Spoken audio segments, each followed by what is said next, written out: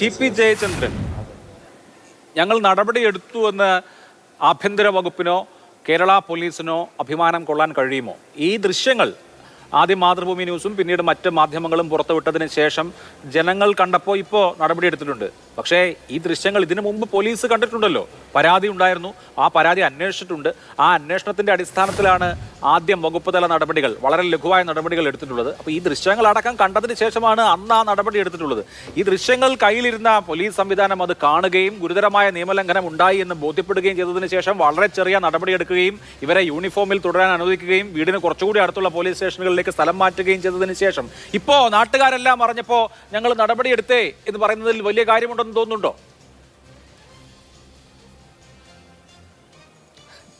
അഭിലാഷേ, നടപടി എന്ന് വെച്ചാൽ എന്താണ്?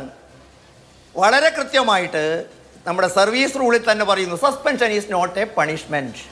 എന്താണ് ഇത്ര ക്രൂരമായ ഒരു കർത്തവ്യം ചെയ്ത 4-5 പേർക്ക് കിട്ടിയിരിക്കുന്നത്? സസ്പെൻഷൻ എന്ന് പറഞ്ഞാൽ എന്താ അഭിലാഷേ? നിങ്ങൾ ഈ പ്രശ്നമൊക്കെ തണുക്കുന്നത് വരെ വീട്ടിലിരിക്കുക. കൃത്യമായി നിങ്ങളുടെ ശമ്പളം വീട്ടിലെത്തിക്കും. ആദ്യഘട്ടത്തിൽ അതിൻ്റെ ഒരു 40-60% തരും. പിന്നീട് കുറച്ച് കാലം കഴിയുമ്പോൾ ഞങ്ങളുടെ രാഷ്ട്രീയ നേതാക്കന്മാരും ഈ പോലീസ് അസോസിയേഷൻ്റെ മാർക്സിസ്റ്റ് നേതാക്കന്മാരും ഒക്കെ നിങ്ങൾക്ക് ഇടപെട്ട് ഞങ്ങൾ ഈ പ്രശ്നം തണുപ്പിച്ച് നിങ്ങളെ പൂർവാധികം എല്ലാ ആനുകൂല്യങ്ങളുമായിട്ട് നിങ്ങളെ തിരിച്ചു വരും. അനൂപേ, നടപടി എന്ന് പറഞ്ഞാൽ എന്താണ്? ഈ പോലീസുകാരെ ക്രിമിനൽ നടപടികൾക്ക് വിധേയമാക്കാനുള്ള ആർജവത്വം കാണിക്കണം. പോലീസിൻ്റെ ചുമതല എന്താണ്? നിയമരാജ്യത്ത് നടപ്പിലാക്കുക, ക്രമസമാധാന ചുമതലകൾ നിർവഹിക്കുക, ഭരണഘടനയും മറ്റ് സംവിധാനങ്ങൾ നൽകുന്ന ഉറപ്പുകൾ പാലിക്കുക. ഇത് പറയുമ്പോൾ കേരളത്തിൽ നടന്നുകൊണ്ടിരിക്കുന്നത് എന്തൊക്കെയാണ് നോക്കൂ. എനിക്ക് മുമ്പ് സംസാരിച്ച ഒരാൾ അങ്ങ് ഉത്തരേന്ത്യയെക്കുറിച്ച് താരതമ്യം ചെയ്യാൻ അദ്ദേഹം ശ്രമിച്ചു. ഞാൻ അദ്ദേഹത്തോട് പറയുന്നത് കുറച്ചുകൂടി നല്ല എത്യോപ്യയുമായി താരതമ്യം ചെയ്യുന്നതായിരുന്നു. ഇത്തരം ആളുകളുടെ താല്പര്യം എന്താണ് അഭിലാഷേ? നോക്കൂ, കേരളത്തിലെ മനുഷ്യാവകാശ കമ്മീഷൻ്റെ പുറത്തുവിട്ട കണക്കുകൾ പറയുന്നു, 2016 മുതൽ 2024 വരെ കേരളത്തിൽ 27 പോലീസ് കൊലപാതകങ്ങൾ നടന്നിരിക്കുന്നു. ചിലത് ആത്മഹത്യയാണ്, ചിലതല്ലാത്തതാണ്. 2016 കേരളത്തിൽ UAPAയുടെ ദുരുപയോഗം വെറും 4 ആയിരുന്നുവെങ്കിൽ 2024 ഈ വർഷം കണക്ക് പുറത്തു വന്നിട്ടില്ല, 40 ഉയർന്നിരിക്കുന്നു. ഏതാണ്ട് 4-ൽ നിന്നും 40-ലേക്ക് എത്ര ശതമാനമാണ് എന്ന് ഞാൻ പറയണ്ടല്ലോ. ഇതുമാത്രമല്ല, കേരളത്തിലെ 744 പോലീസുകാർക്ക് ക്രിമിനൽ പശ്ചാത്തലമുണ്ട്. ഇന്ത്യയുമായി നമുക്ക് താരതമ്യം ചെയ്യാം. പക്ഷെ ചോദ്യം, കേരളത്തിലെ ജനസംഖ്യ വെറും 2% ഇന്ത്യയുടെ ജനസംഖ്യയുടെ. ആ ജനസംഖ്യയിൽ 5% പോലീസുകാർ ക്രിമിനലുകളാണ്. ഏതൊരു സംവിധാനത്തിലും ഞാൻ പഠിച്ചിടത്തോളം 2-3% ആളുകളൊക്കെ ക്രിമിനലുകളും നിയമത്തെ അംഗീകരിക്കാത്തവരും ഒക്കെ ആവാം. എന്തുകൊണ്ടാണ് കേരളത്തിൽ ഈ കണക്കുകൾ ഇങ്ങനെ ഉണ്ടാകുന്നത്? ഒറ്റ ഉത്തരത്തിലേക്ക് നമുക്ക് എത്തേണ്ടി വരും.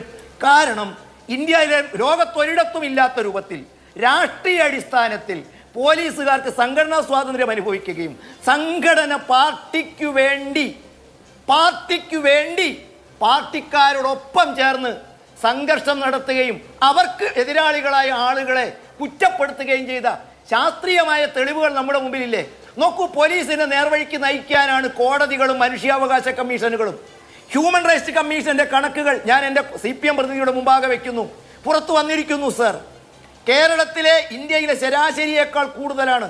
2014 മുമ്പുള്ള കേരളത്തെക്കുറിച്ചും നിങ്ങൾ അധികാരമേറ്റെടുത്തുള്ള കേരളത്തെക്കുറിച്ചുമല്ലേ കുറച്ചുകൂടി താരതമ്യം ചെയ്യുന്നതിൽ കുറെ കൂടെ ശാസ്ത്രീയതയുള്ളത്. കഴിഞ്ഞ കൊല്ലത്തേക്കാൾ ഏതാണ്ട് 40% പോലീസ് അതിക്രമങ്ങൾ വർദ്ധിച്ചിരിക്കുന്നു. ഒരു കാര്യം കൂടെ അഭിലാഷ നമ്മൾ ശ്രദ്ധിക്കണം. ഇത്തരം സംഭവം ഉണ്ടാകുമ്പോൾ കേരളത്തിലെ മുഖ്യമന്ത്രി മാർക്സിസ്റ്റുകാരും വന്ന് പറയും, ഒറ്റപ്പെട്ട സംഭവം. ഇതെന്താണ് പ്രേരണ നൽകുന്നത്? ഇത്തരം ക്രിമിനലുകളോട് രാജിവെച്ച് വീട്ടിലിരിക്കാനും അവരെ നിയമത്തിന് മുമ്പിൽ കൊണ്ടുവരാൻ ഇവിടുത്തെ അഭിലാഷ് തന്നെ പറഞ്ഞു, ഇത് പോലീസ് ഏമാന്മാർ കാണാഞ്ഞിട്ടാണോ? ഇതൊരു കോൺഗ്രസിന്റെ രാഷ്ട്രീയ സ്വാധീനം അല്പമുള്ളൊരു പ്രവർത്തകനും അദ്ദേഹത്തിന് അനുഭവിക്കേണ്ടി വന്ന വേദനയും കഷ്ടപ്പാടും അതിരുകളില്ലാത്തത് കൊണ്ടായതുകൊണ്ട്, അദ്ദേഹത്തിന്റെ മനസ്സിലെ കനല എരിയാത്തത് കൊണ്ട്, കത്തി തീരാത്തത് കൊണ്ട് അദ്ദേഹം അതിന് പോയി തെളിവുകൾ ശേഖരിച്ചില്ലായിരുന്നെങ്കിൽ, വിവരാവകാശം എന്നൊരു സംവിധാനം ഇല്ലായിരുന്നെങ്കിൽ ഇത് കണ്ട പോലീസുകാർ ഇവരെയൊക്കെ സംരക്ഷിക്കുകയായിരുന്നില്ലേ? ഇത് എത്ര ഉദാഹരണങ്ങൾ നമ്മുടെ മുമ്പിലുണ്ട്.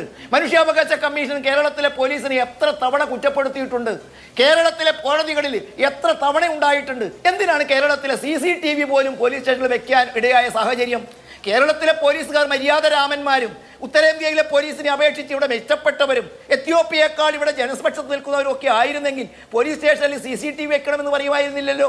കോടതിയല്ല ഇതൊക്കെ പറഞ്ഞത്.